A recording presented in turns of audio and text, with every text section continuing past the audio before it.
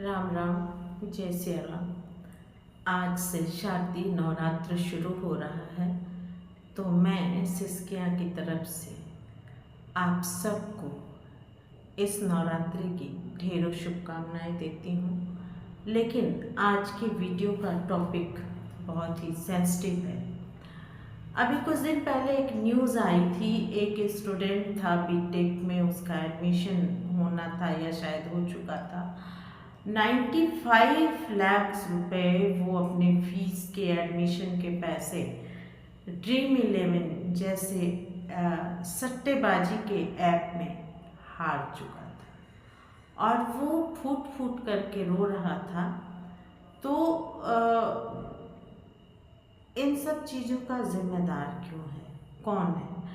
अगर मैं प्रत्यक्ष रूप से कहूँ तो भाई, जो अपने विवेक का इस्तेमाल ना करके और शॉर्टकट का रास्ता अपनाता है तो उसका ये हश्र होना चाहिए।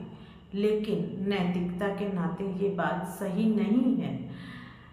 अक्सर मिडिल क्लास फैमिलीज, देखिए लोअर क्लास की फैमिलीज के पास इतने पैसे ही नहीं होंगे कि वो इस तरह की चीज़ें कर सके, और अपर क्लास को ज़रूरत नहीं है, उनके पास अथाह पैसे हैं तो उनको ज़रूरत ही नहीं है। अब बीच में हमेशा पिसती है मिडिल क्लास फैमिली, और मिडिल क्लास फैमिली के बच्चे ही इस तरह की चीज़ों में कभी सोचते हैं कि माँ बाप का बोझ हम कम कर दें इस तरह से कमाई करके, और कभी अपने सपनों को पूरा करने के लिए या माँ बाप की तकलीफ़ों को देखते हुए वो सोचते हैं कि हमें उनसे पैसे न मांगना पड़े, तो इस तरह के गेम शॉर्टकट को अपनाते हैं और जनरली लॉस ही मिलता है। अब बात करते हैं कि आखिर ये ड्रीम इलेवन है क्या, जिसको बड़े बड़े क्रिकेटर प्रमोट कर रहे हैं, चाहे सौरभ गांगुली हों, रविंद्र जडेजा हों, MS धोनी हों। ये लोग, इनको ये सोचना चाहिए कि आप एक रोल मॉडल हो लोगों के लिए। आप जो कहते हो उस पे लोग आंख मूंद करके भरोसा कर लेते हैं, तो आपको कम से कम थोड़ी सी नैतिकता का ध्यान रखना चाहिए। तो अब देखते हैं कि आखिर ड्रीम इलेवन है क्या। ड्रीम इलेवन जैसे मैं देख रही थी कि ड्रीम इलेवन क्या है, तो पहले समझते हैं कि ये ड्रीम इलेवन क्या है। तो बता दें कि ड्रीम इलेवन एक ऐसी ऐप है जिस पर लोग किसी भी मैच से पहले अपनी क्रिकेट टीम बनाते हैं, यानी दोनों टीमों के खिलाड़ियों से अपने मन के हिसाब से खिलाड़ी चुनते हैं और फिर पॉइंट्स के आधार पर उन्हें पैसे मिलते हैं। इस ऐप की शुरुआत 2016 यानी 2016 में हुई थी और माना जाता है कि इस तरह के गेम के लिए यह ऐप सेफ है। साथ ही जितने भी लोग इसमें टीम बनाते हैं उनके पॉइंट्स के रैंक के आधार पर उन्हें पैसे मिलते हैं। इसकी मदद से आप क्रिकेट के अलावा अन्य खेलों के मैच में भी टीम बनाते हैं, जिसका पॉइंट सिस्टम अलग अलग है। अब थोड़ा सा इसके अर्निंग पे जाते हैं कि बता दें कि ड्रीम इलेवन की साल 2021 में कमाई 2554 करोड़ थी, जो बढ़कर साल 2022 में 3841 करोड़ हो गई। करीब 224 करोड़ तो उसे सिर्फ बैंक खाते में पड़े रुपए के ब्याज से मिलते हैं। रोजाना करीब 16 करोड़ लोग उनके साथ खेलते हैं। नियमों के मुताबिक देश में सभी तरह की बेटिंग गैर कानूनी है, लेकिन जब बात फैंटेसी गेम की आती है तो इसको लेकर देश में कोई कानून ही नहीं है, क्योंकि इन कंपनियों ने खुद को गेम ऑफ स्किल के तहत दर्शाया है, न कि गेम ऑफ चांस के तहत। कंपनियां कहती हैं कि लोगों को इसमें ये देखना होता है कि मैच कौन कौन सी पिच पर हो रहा है, सामने कौन सा खिलाड़ी है, उसकी परफॉर्मेंस क्या है, सामने बॉलर कौन है। जब इतनी सारी स्किल लगाकर ये गेम खेला जाता है तो ये सट्टा कैसे हुआ? जुआ कैसे हुआ, गेम ऑफ चांस कैसे हुआ। राजस्थान राज्य के बैन लगाने पर सुप्रीम कोर्ट ने फैंटेसी गेम को लीगल मानते हुए राज्य का निर्णय बदल दिया और इसे लागू करना न करना राज्यों के ऊपर छोड़ दिया। बैन लगाया तो कंपनियों ने इसका तोड़ निकाली। आपको बता दें कि तेलंगाना, असम, उड़ीसा, सिक्किम, नागालैंड जैसे राज्यों के फैंटेसी गेम पर बैन लगा है। ऐसे में कंपनियों ने इसका तोड़ निकाल लिया। कंपनियों ने FIFS नामक एक संगठन बनाया जिसका पूरा नाम है federation of Indian fantasy sport रखा और उसका अध्यक्ष Dream11 को ही बनाया। इस संगठन का कहना है कि हम भारत सरकार के सारे नियम, कायदे और कानून मानते हैं। हम 18 साल से नीचे लोगों को तो खेलने ही नहीं देते। अब मैं एक सवाल ये पूछती हूँ कि इन्हें पता कैसे चलता है उधर बैठ करके। आजकल आधार कार्ड से आप एज का पता लगाते हैं, ID किसकी बनी है, खेल कौन रहा है, क्या पता। 18 साल से नीचे लोगों को तो खेलने ही नहीं देते और जब इनके ऐप को चेक किया गया तो बस एक सिंगल टिक से 18 साल के से नीचे के बच्चों को खेलने का एक्सेस मिल जाता है।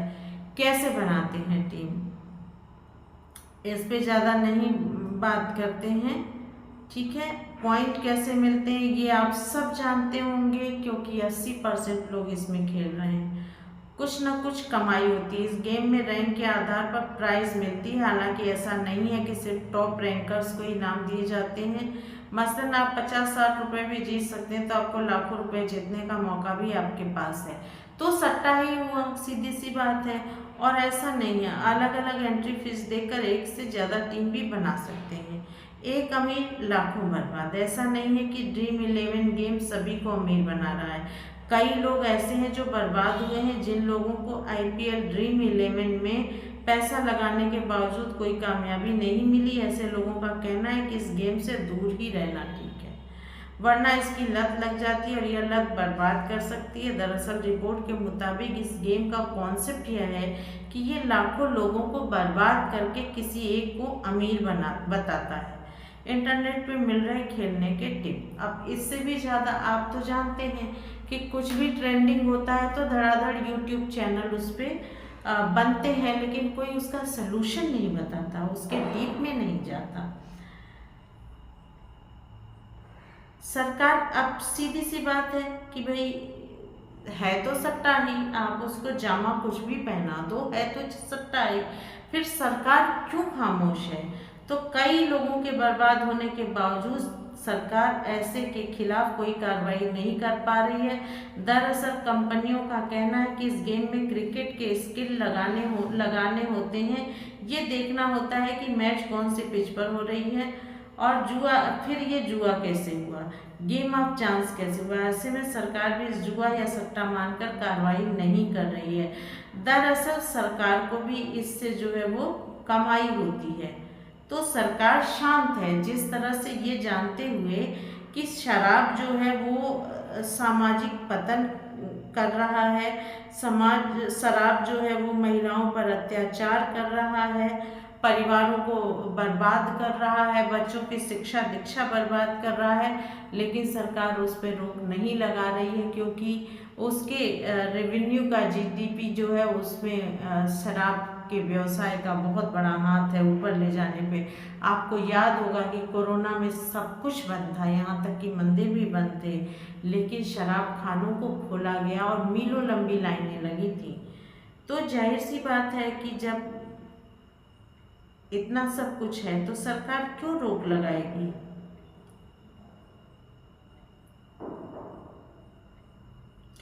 तो आज मेरा मेन मकसद आपसे इस बारे में बात करने का ये था, या ये वीडियो बनाने का ये था कि एक तो आप सब ने देखा होगा कि वो बीटेक का जो स्टूडेंट है वो एकाएक से वायरल हो गया। वो इतना रो रहा था और अब उसको ये भाई मिडिल क्लास फैमिली के लिए 95 लाख कोई छोटी मोटी रकम नहीं है। और उनके पेरेंट्स ने उन पैसों को किस तरह इकट्ठा किया होगा उनके एडमिशन और उनके फीस के लिए, ये तो वही जानते होंगे। लेकिन इन्होंने इसीलिए कहते हैं कि सट्टा और इन सब चीज़ों की आदत मत डालो, लत लग जाता है, और जब किसी चीज़ की लत लग जाती है तो वो छूटती नहीं है। आपको याद होगा कि महाभारत में भी जो चौपड़ था वही आज का एडवांस गेम सट्टा हो गया है, ड्रीम 11 हो गया है। बेट लगाते हैं, बेटिंग को बुरा नहीं माना जाता, लेकिन बेट तो बेट है, आप हार भी सकते हैं, जीत भी सकते हैं। और ज़रूरी नहीं कि आप हर बार जीते ही, ज़रूरी नहीं कि आप हर बार हारे ही। अगर आप एक बार जीतते हैं तो आप में 10 बार हारने का हौसला आता है, लेकिन आप अगर 10 बार हारते हैं तो भी आपके जीतने की जो एक फैंटेसी होती है वो ख़त्म नहीं होती है। एक तरह से ये नशा ही होता है कि आपको अगर लॉस होता है तो आप इसलिए खेलते हैं कि हम लॉस को पूरा कर सकें, और अगर आपको बेनिफिट होता है तो आप इसलिए खेलते हैं कि हमें और बेनिफिट होगा। यानी चित भी उनकी, पट भी उनकी, उनको तो हर हाल में पैसे मिलना है, और इसीलिए इतनी जल्दी ये कमाई, इनका रेवेन्यू इतना ज़्यादा बढ़ गया। तो आज इस वीडियो को बनाने का मकसद ये है कि एक तो वो जो स्टूडेंट है बीटेक का वो तो वायरल हुआ, उसे देख कर के मुझे कोई आश्चर्य नहीं हुआ, क्योंकि मैंने देखा था जिस समय ड्रीम 11 शुरू हुआ था पिछले साल, तो ऑफिसेज में हर जगह लोग बेट लगाते थे, और उस पर एक तरह से अलार्म होता था कि आप भूल भी जाएं तो वो अलार्म बजता था और आपको याद दिलाता था कि तुम्हें बेटिंग करनी है। तो मैंने देखा था कि बहुत से लोगों को करीब करीब अपने जानने वालों में से 10 में से 8 लोग तो ड्रीम 11 पे पैसे लगा ही रहते हैं। जैसे आज के डेट में शेयर मार्केट इजी हो गया है, ट्रेडिंग करना इजी हो गया है। एक समय था जब एक्सपर्ट लोग ही करते थे, आज कोई भी करता है। और हाँ, तो मैं बात कर रही थी इस वीडियो को बनाने की। तो इस वीडियो को मैंने इसलिए बनाया है कि आज मेरे लाइव स्ट्रीम में एक स्टूडेंट थे जो उनसे बात हो रही थी, तो उन्होंने यही बोला कि मैं आज डिप्रेशन में हूँ। तो मैंने पूछा क्या हो गया, तो पहले तो उन्होंने कहा मनी लॉस हो गया। फिर जब पूछा तो उन्होंने बोला कि मैंने शेयर मार्केट में इन्वेस्ट किए। देखिए, शेयर मार्केट में इन्वेस्ट करें या कहीं सट्टा लगाएं, जुआ खेलें, एक ही बराबर है। बस उसको थोड़ा सा, जैसे आप एक टपरी पे खड़े होकर चाय पिए, या आप किसी रेस्टोरेंट में बैठ करके चाय पिए, या 5 स्टार होटल में बैठ करके चाय पिए, पी तो आप चाय ही रहे हैं। तो कुछ इसी तरह से उनको भी लॉस हो गया, और उनको जो फीस के पैसे थे वो शेयर मार्केट में उन्होंने लगाए थे, और अब उनको ये टेंशन हो रही थी कि मैं अपने पेरेंट्स से कैसे कहूँ, मैं मिडिल क्लास का हूँ, और वो टेंशन में आ जाएंगे। तो मैं तो यही कहती हूँ कि भाई आप करो, अगर आपका मन नहीं मानता है, आपको करना ही है, तो अमाउंट की एक लिमिट आप डिसाइड कर लो कि मैं इसी अमाउंट तक खेलूँगा या इन्वेस्ट करूँगा। जीता तो जीत, अच्छी बात है, नहीं जीता तो कोई बात नहीं, क्योंकि जब आप एक लिमिट सेट करते हो तो लॉस वहीं तक होता है जहाँ तक आप झेल सकते हो। जैसे अगर उस बंदे ने अपनी लिमिट तय की रहती कि मैं फीस के पैसे हैं और मैं इतना तो जुगाड़ कर लूँगा, तो मैं इतने तक खेलता हूँ सट्टा और बाकी मैं छूता ही नहीं हूँ क्योंकि मेरे फीस के पैसे हैं, तो शायद वो उसके पैसे ना जाते।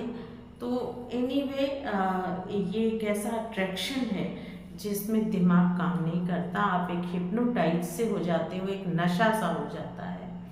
तो कुल कहने का मतलब मेरा ये है, सरकार से भी इस वीडियो के माध्यम से मेरा ये कहना है कि ये जो युवा पीढ़ी को ये जो बर्बाद कर रहे हैं, जो रोल मॉडल्स हैं जिनको लोग इतना मानते हैं, अगर वही एडवाइस देते हैं तो कोई नकार नहीं पाता।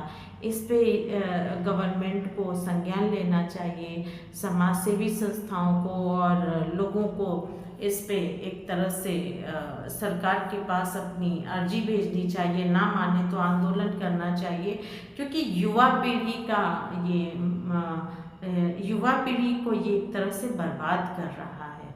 चाहे वो सोशल मीडिया पे अश्लील वीडियोस हों, यूट्यूब चैनल पे हों, या फिर इस तरह की सट्टेबाजी हो, ये सारी चीज़ें हमारे युवाओं का भविष्य और सोचने की क्षमता ख़त्म कर रही है।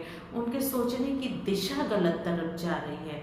वो स्टडी करने के समय में इन सब चीज़ों में फंस रहे हैं, क्योंकि शायद कॉलेजेस में स्टडी का वो स्तर नहीं रह गया।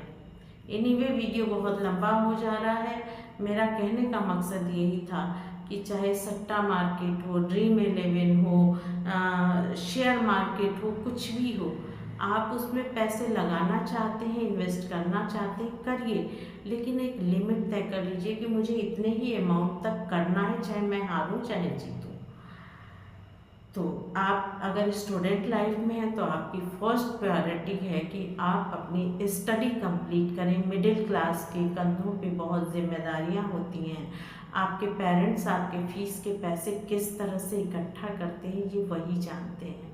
वो कभी आपको शो भी नहीं होने देते कि वो कितने कंप्रोमाइज़ेस कर रहे हैं। तो कम से कम इस तरह के फैंटेसी में आप ना फंसें, और आप पहले अपने आप को एक स्ट्रॉन्ग पर्सन के रूप में स्टडी कंप्लीट करें, अच्छी जॉब पाएं। जब अच्छी सैलरी मिलने लगे, अच्छी अर्निंग होने लगे, तो फिर आप कुछ अमाउंट से खेलें, लेकिन स्टूडेंट लाइफ में तो कम से कम मैं एडवाइस नहीं करूँगी। तो इस वीडियो को यहीं समाप्त करती हूँ। चलते चलते एक बार फिर से हैप्पी नवरात्रि, नवरात्रि की शुभकामनाएं। माता रानी आप सबको खुश रखें, प्रसन्न रखें, तरक्की दें, सद्बुद्धि दें, हमारे देश को विश्व के पटल पे एक नए रूप में